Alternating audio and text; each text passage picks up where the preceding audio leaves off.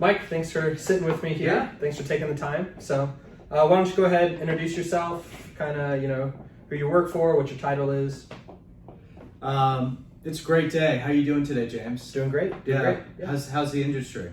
It's ebbing and flowing, but that's kind of why I wanted to have you here. Is there's a lot of changes recently in the market, so just wanted to see the market from your financial perspective and just kind of give some information to any viewers of what to expect, what we're seeing now, kind of all that. So I'm always happy to help. One thing that's common in both of our industries is change. Yes. So that's what we're going through right now. Hopefully we can kind of deep dive into that, maybe shed some light for other people out there to kind of help them. Yeah. My name, Mike, as you know, I work for First Community Mortgage. I have been in the industry almost 2 decades. Okay. So I've been through the crash. Hopefully we won't see another crash, but what I've learned is just gained a lot of experience and insight from my perspective. Maybe subjective, but ultimately here just kind of give some feedback and hopefully help others. So. Perfect. And so you said 2 decades, so all 20 years, you've always worked on the financial side? I have always, during that time, been a loan originator. Okay. So I've been self-sourced business. I've grown my own business. I've run branches. So I've been, if you want to call it this way, sort of at the forefront and in the trenches of seeing what types of loans have been originated, what types of loans are available, and really been more one-on-one with clients, which is something that I enjoy. I enjoy that interaction. I could have given that up a long time ago, but I really enjoy that interaction with clients. Perfect. So I know we kind of touched on it, but what changes are you seeing in the market right now from a financial standpoint? Everybody's strapped. Certainly inflation's a big word. It's been used a lot by the Fed, been financial advisors, whomever. That's a big word in the industry right now, which is really driving up rates. And that's not something new. That is not something that's created. Whenever there is inflation in the market, rates will go up. The things that have kept inflation low over the last 15 years is our government and the Fed. They have artificially kept rates low. And at some point, we knew that was going to run out and change, and so we're seeing that right now. Okay. So you said a lot of this is based on inflation, high rates of inflation. How do you see inflation? Do you see that something that is starting to be fixed, or are we still in the middle of trying to? Well, my basic understanding of inflation is supply and demand. So as it is right now, supply is very, very restrained. There's some issues with supply chains, and there's still demand.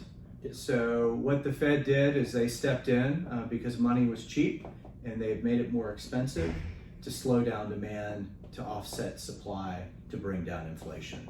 So, post-COVID, because money was basically free, people went out and they bought a lot of things, and really created an enormous demand, whether it was for homes, purchasing retail items, going out and spending money on vacations.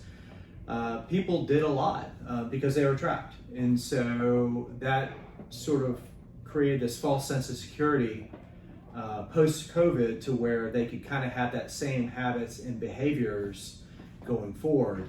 I think right now we're sort of in a situation where people are starting to pull back on their expenses and also paying attention to their expenses. Yeah. So with rising interest rates in any market, people are a little bit more sensitive about that.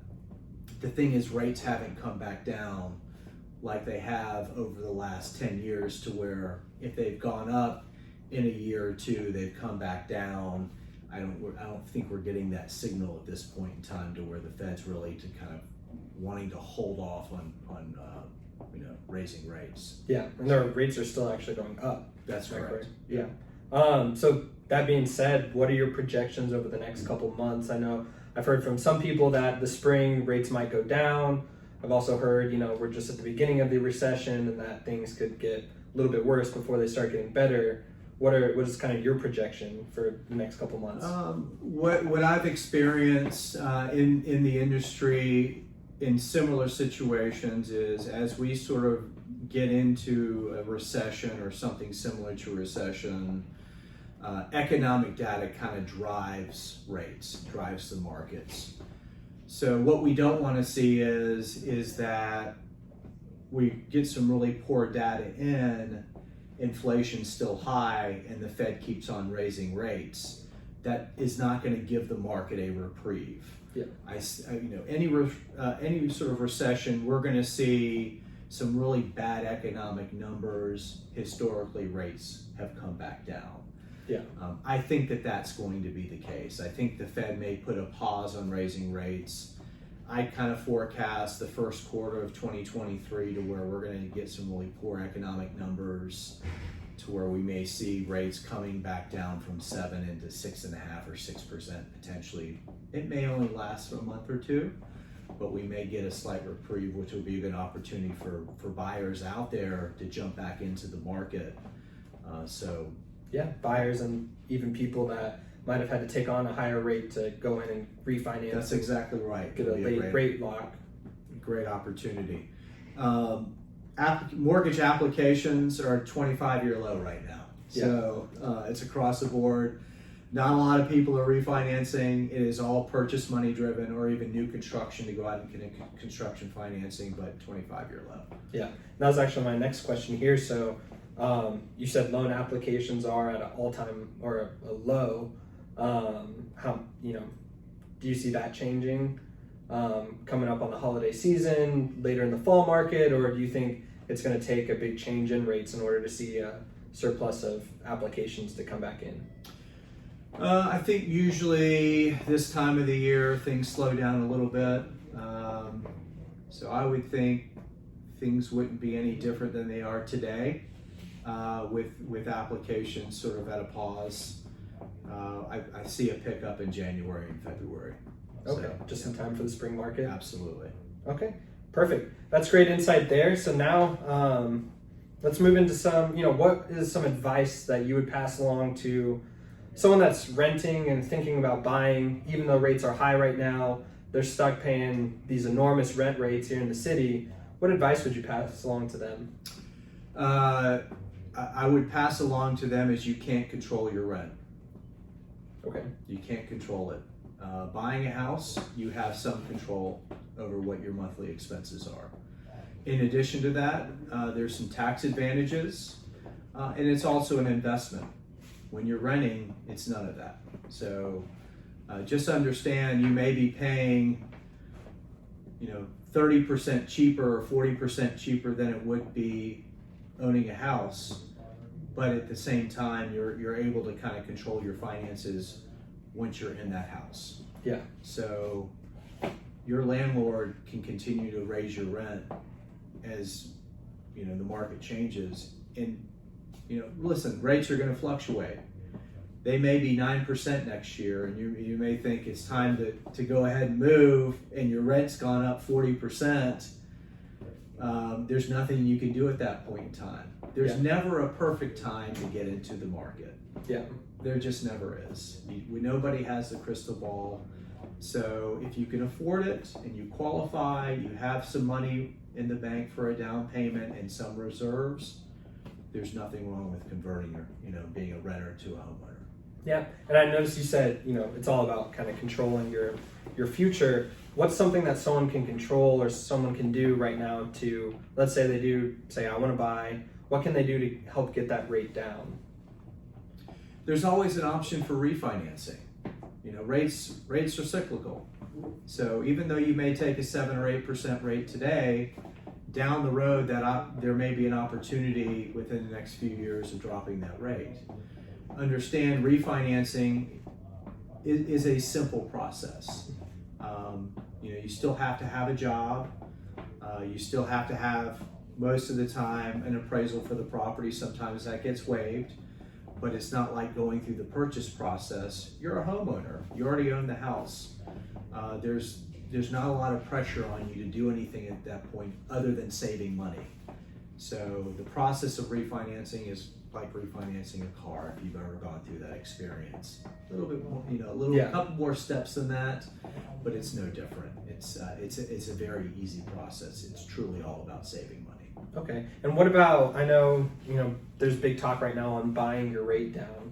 Do you want to walk me through that and options that someone might have? Let's say they do have a surplus of cash right now. What can they do to buy that rate down? Well, there's two sides to that.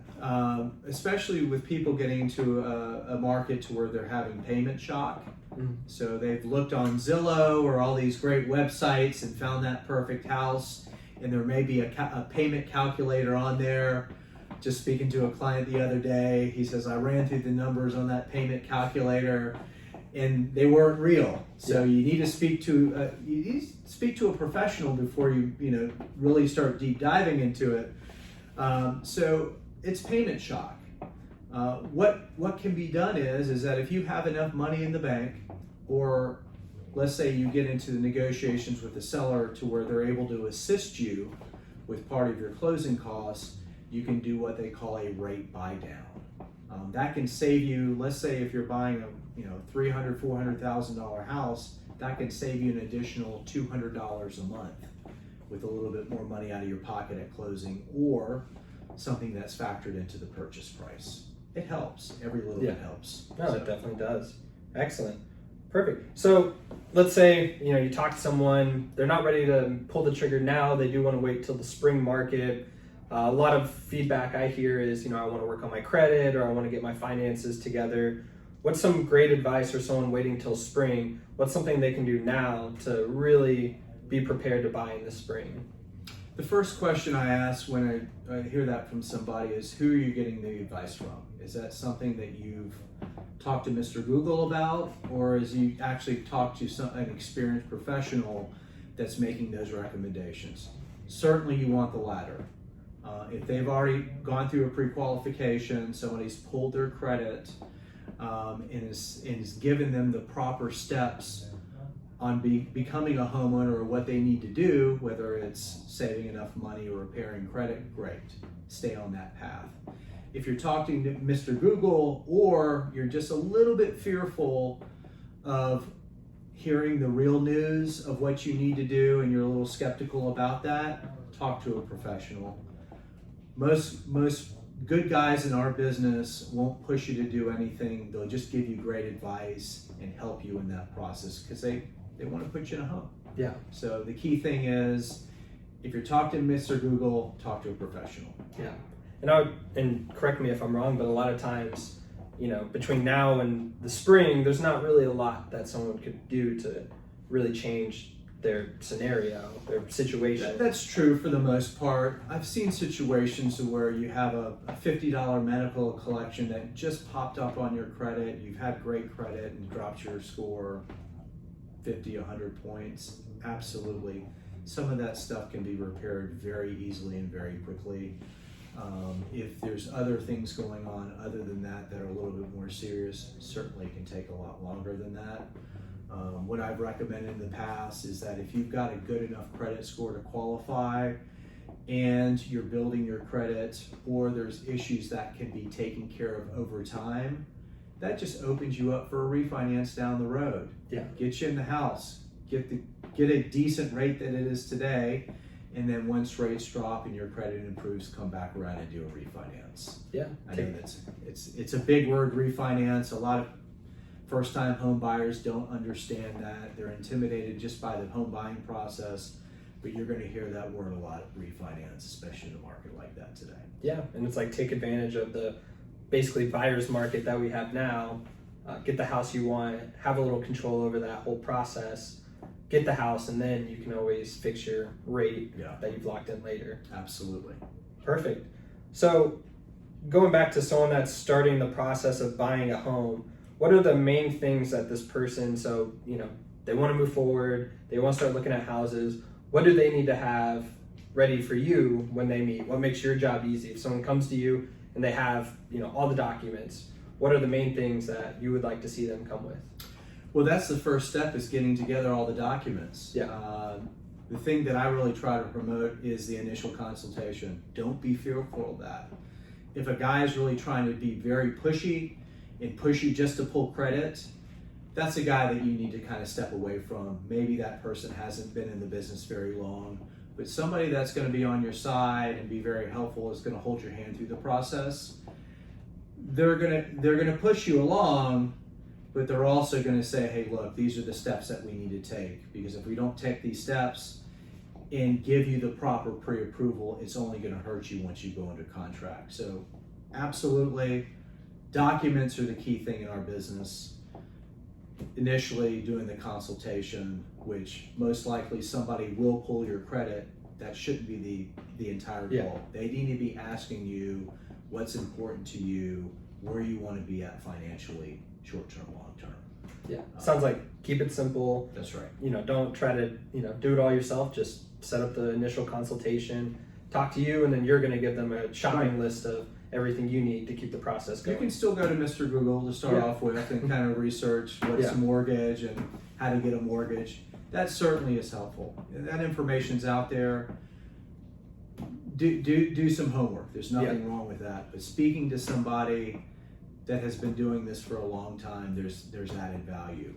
Our compensation doesn't change at all. So we don't get paid more by talking to you or not talking to you. We want to talk to you to help you. The key thing is just you guys take, the client taking away the right information that's going to help them, whether they act on it now or they act on it down the road. Yeah, and I think a big thing that I heard, a lot of people are a little bit hesitant at first because they think you work for the bank and your goal is to take their money and, what upfront charges and fees are there. But really, you work for the consumer. Your job isn't to work for the bank to help the bank get more money. Your job is to help that consumer get approved for financing and get into the house that they want. 100%. Most of the individuals in our position are 100% commission based. So just like real estate agents, we don't get paid until the deal closes. So we have a added incentive to make sure that everyone has a great experience. And we're going to provide information. So, we don't get paid like an attorney on an hourly rate. We don't bill you. We want to make sure that you have a great experience, a great process, and you walk away from it happy. And that, when I see people walking away from the transaction happy, I'm happy. So, I think that's what this business is all about. Yeah, so helping the consumer and 100%. keeping the process moving for those that are ready. So what are, especially from first-time home buyers, what are some of the common fears that you see? It's the first conversation, they're hesitant, they don't want to open up. What are some of the big fears that you see? Affordability. Okay. 100% affordability. I think the responsibility of owning a home and making sure that they can, they've got enough funds to support maintaining the house and that's it. Those are the biggest fears that I see. Just affording, can I afford and then this also, house? on occasion you get somebody that's a little bit concerned about underwriting approval. So they're not getting enough information throughout the process, letting them know everything is going well. Yeah. So I've seen that a lot, to where somebody may call a big bank, become a number, and they never hear from their loan officer ever again, other than they take the initial application and they deal with maybe one or two other people in the process. That experience will kind of leave question marks, and you feel like a number. So I think for a first-time home buyer, they need to know exactly what's going on throughout the process to give them that reassurance that everything is okay. Yeah. And would you say that is kind of a benefit that you have, working for more of a smaller bank? You don't have to go to Chase or Western Union, anything like that. You can work directly with you. There's a lot of great guys out there, men and women who've been in the business for a very long time. And the key thing is that it really is about the individual, no matter who you work for. So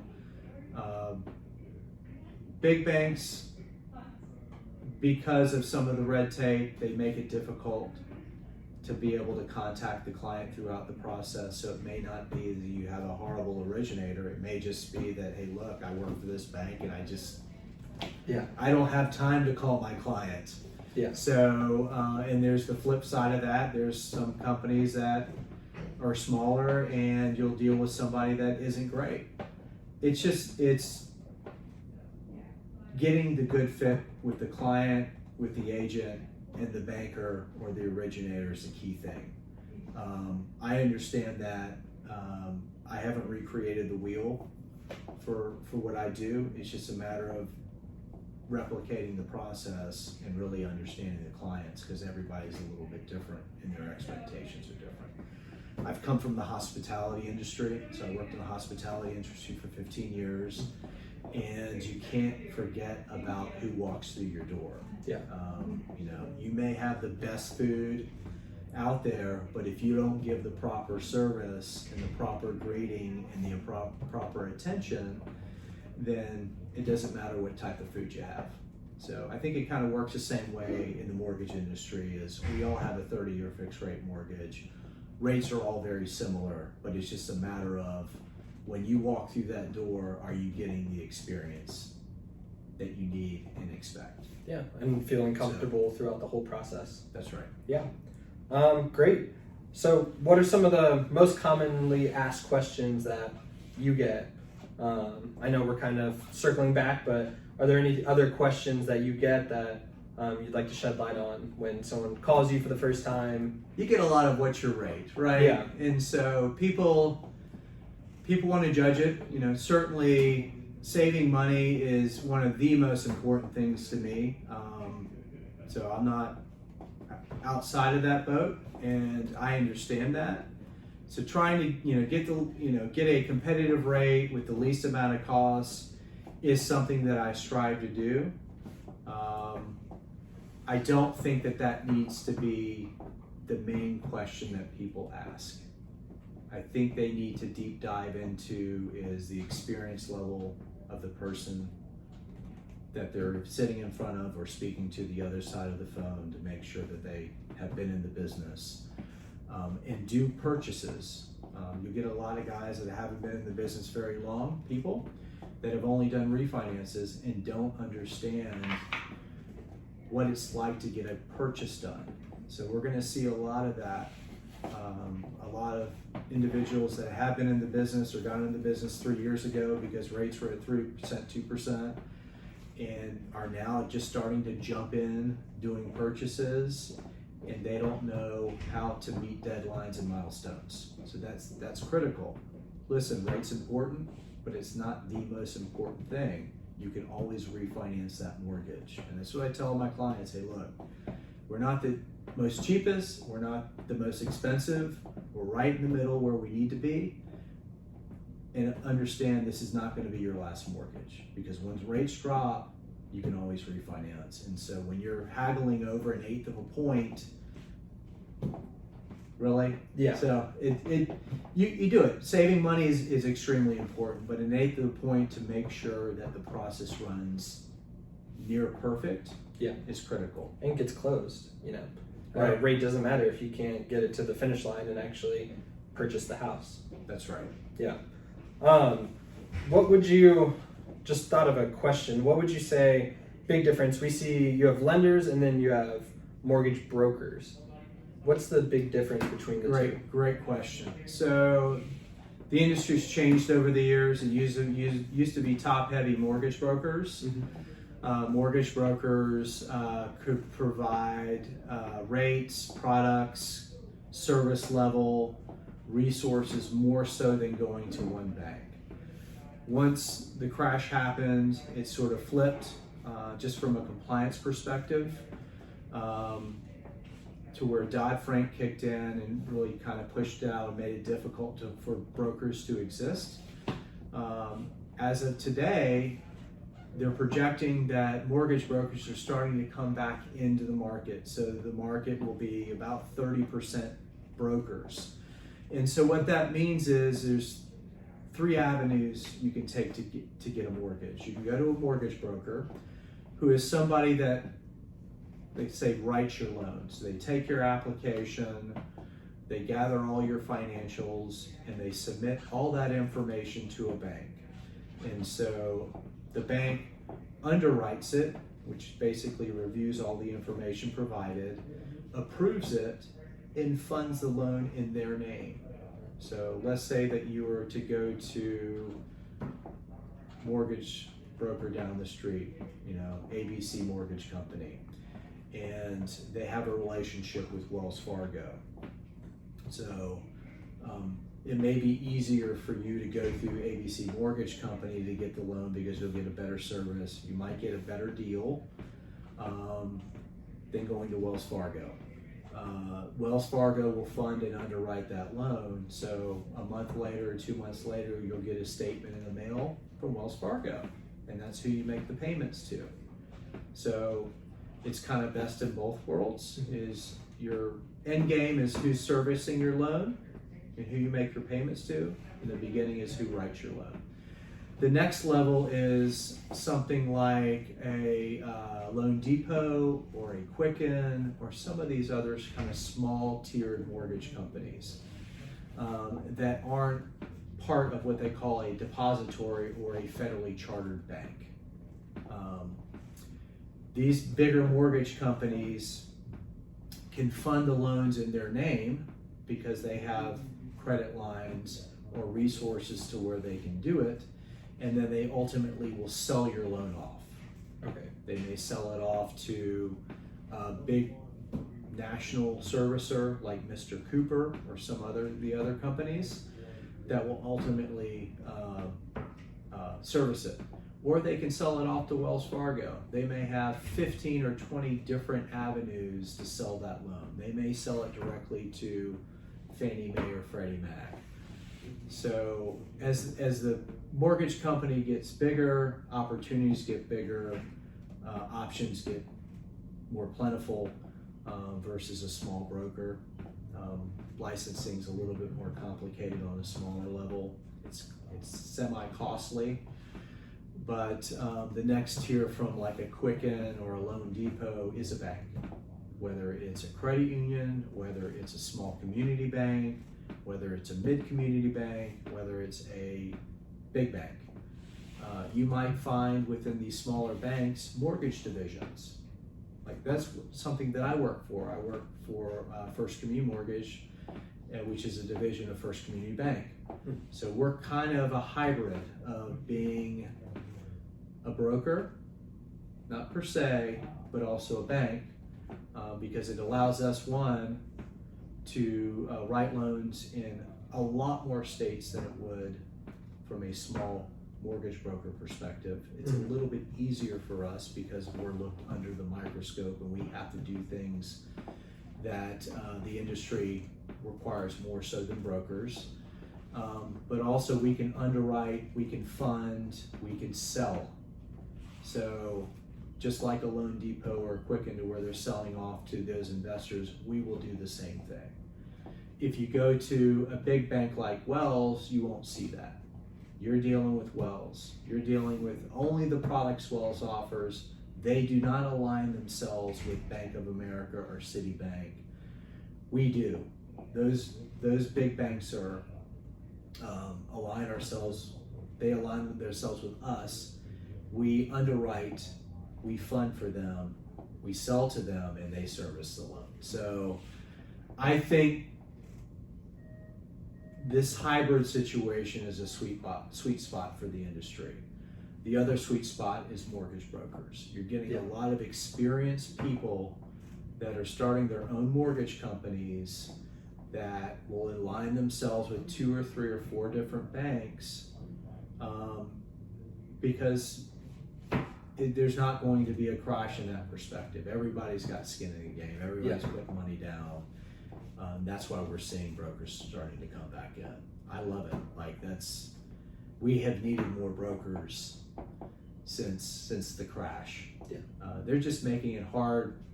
They've made it hard for the self-employed person to start a business. Yeah, And so to it's, monetize. And, that's right. Yeah. And it's great to see that coming back into the market. yeah, I mean, more options is always better. It keeps It is. the More market fresh. competition.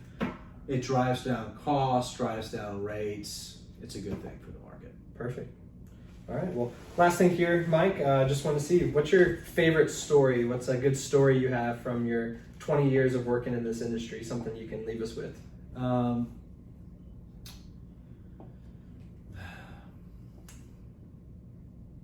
That's a great question. You know, a lot of my stories are, because I'm a little bit more technical based, Yeah.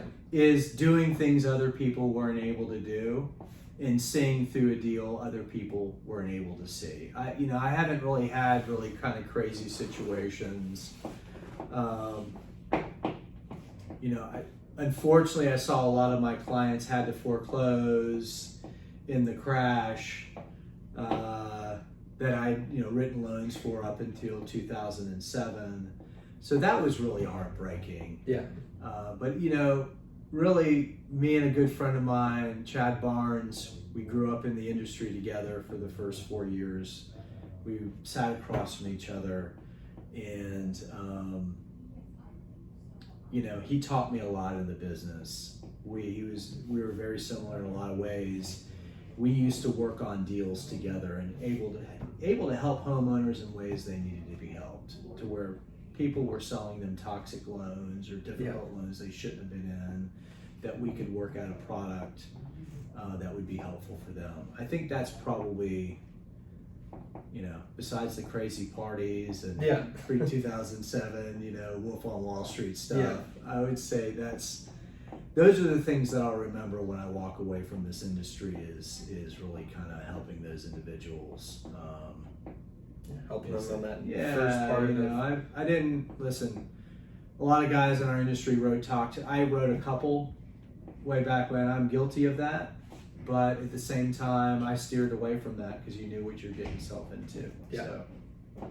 So. Excellent. Well, Yeah.